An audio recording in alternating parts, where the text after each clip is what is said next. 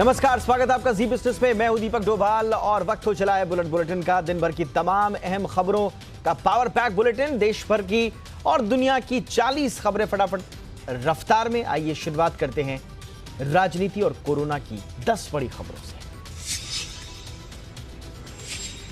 कोविड-19 टीकाकरण का दूसरा चरण 1 मार्च से शुरू होगा। खास बात यह है कि पहली बार प्राइवेट अस्पतालों को इसमें भागीदारी करने को कहा गया है।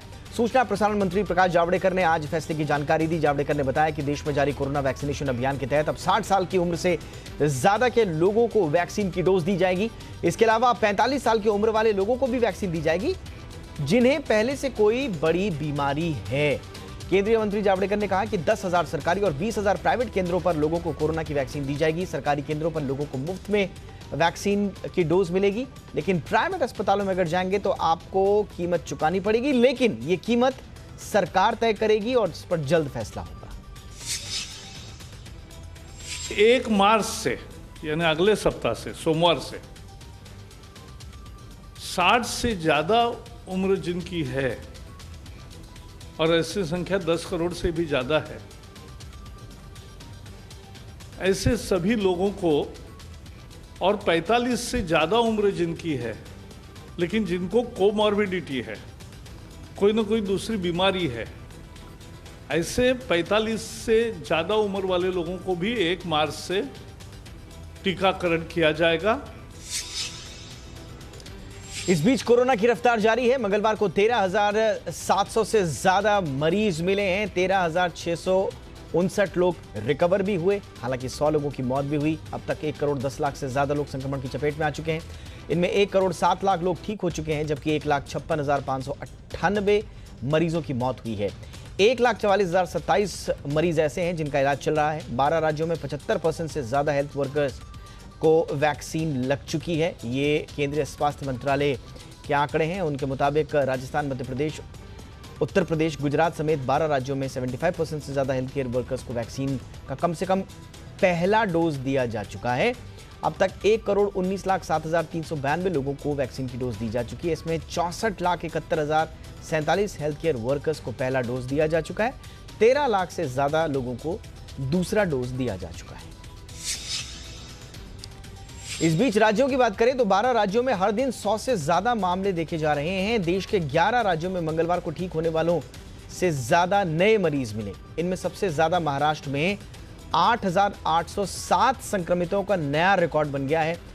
80 लोगों की महाराष्ट्र में बीते 24 घंटे में मौत हुई है। महाराष्ट्र के सभी 36 जिलों में कोरोना ने फिर से रफ्तार पकड़ ली है। सबसे ज्यादा केस पुणे, मुंबई, ठाणे, नागपुर और अमरावती जिलों में मिल रहे हैं। महाराष्ट्र के अलावा गुजरात के 4 जिलों में केस बढ़ने की रफ्तार तेज हुई है। इनमें अहमदाबाद, सूरत, वडोदरा और राजकोट शामिल हैं। मध्य प्रदेश के 3 जिलों में हालात बिगड़ रहे हैं। इनमें इंदौर, भोपाल और बैतूल शामिल हैं। इस तरह अब देश के कुल 122 जिलों में कोरोना के केस बढ़ते हुए नजर आ रहे हैं।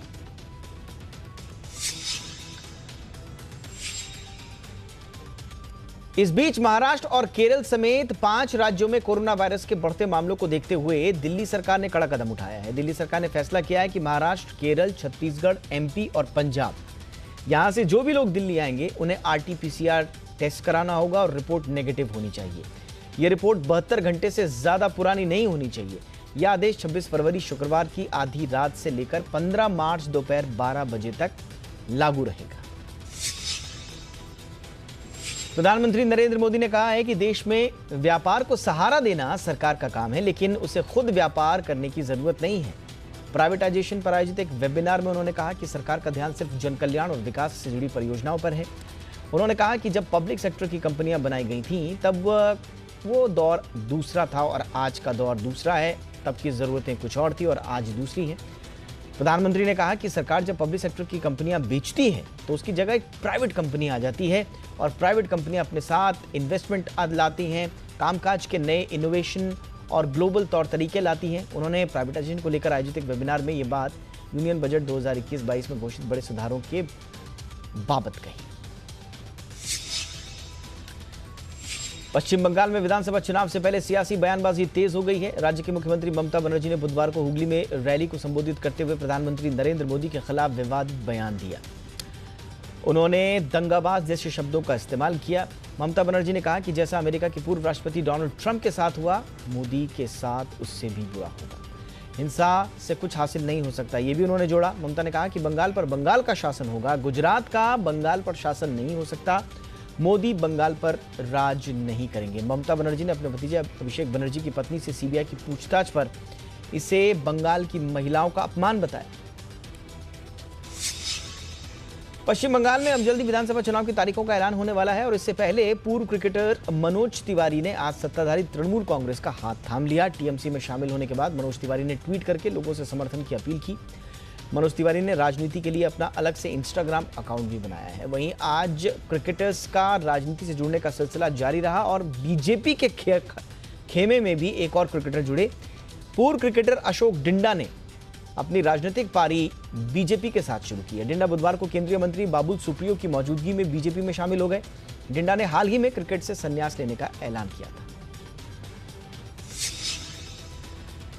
किसान नेता राकेश टिकैत अपने एक विवादित बयान को लेकर फिर चर्चा में आ गए हैं। उन्होंने मंगलवार सरकार को धमकी देते हुए कहा था कि मार्च तक तीनों कृषि कानून अगर वापस नहीं आए तो अब की बार 40 लाख ट्रैक्टर दिल्ली में घुसेंगे। अब टिकैत की धमकी के बाद इस पर बयानबाजी और रिएक्शंस भी आ गए हैं।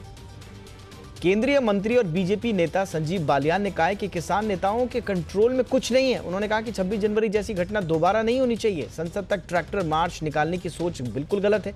उन्होंने कहा कि 26 जनवरी को जिस तरह से लाल किले का अपमान हुआ वो निंदनीय है। संसद लोकतंत्र का मंदिर है। वो किसानों से अपील करते हैं कि दोबारा ऐसा कुछ ना हो, ये सबके लिए बेहतर होगा। कांग्रेस नेता राहुल गांधी ने केरल में एक बयान दिया जिस पर काफी विवाद हो गया है। अब उनका ये बयान कांग्रेस के लिए ही गली का हड्डी बन गया है। वायनाड जाकर राहुल केरल की तारीफ करने में इतना आगे निकल गए कि उन्होंने अपनी बातें अमेठी के साथ साथ पूरे उत्तर भारत की एक तरह से समझदारी पर सवाल उठा दिया, ये आरोप लग रहे हैं। इस बीच बुधवार को कांग्रेस के असंतुष्ट गुट के कुछ नेताओं ने गुलाम नबी आजाद के घर पर बैठक की। ये बैठक आनंद शर्मा के उस बयान के बाद हुई है जिसमें उन्होंने कहा था कि राहुल गांधी अपने बयान पर खुद स्पष्टीकरण दे सकते हैं ताकि भ्रम न फैले और लोगों के अनुमान लगाने से बचाया जा सके। पुदुचेरी में इस बीच अब राष्ट्रपति शासन लगना तय हो चुका है। केंद्रीय कैबिनेट ने राष्ट्रपति शासन लगाए जाने के फैसले को मंजूरी दे दी है। अब केंद्र सरकार ने राष्ट्रपति के पास फाइल मंजूरी के लिए भेज दी है। आपको बता दें कि इस हफ्ते की शुरुआत में विश्वास मत हासिल नहीं हो पाने के कारण कांग्रेस की नारायणसामी सरकार गिर गई थी। इसके बाद किसी पार्टी ने पुदुचेरी में सरकार बनाने की पहल नहीं की, इसलिए विधानसभा को भंग कर दिया गया है।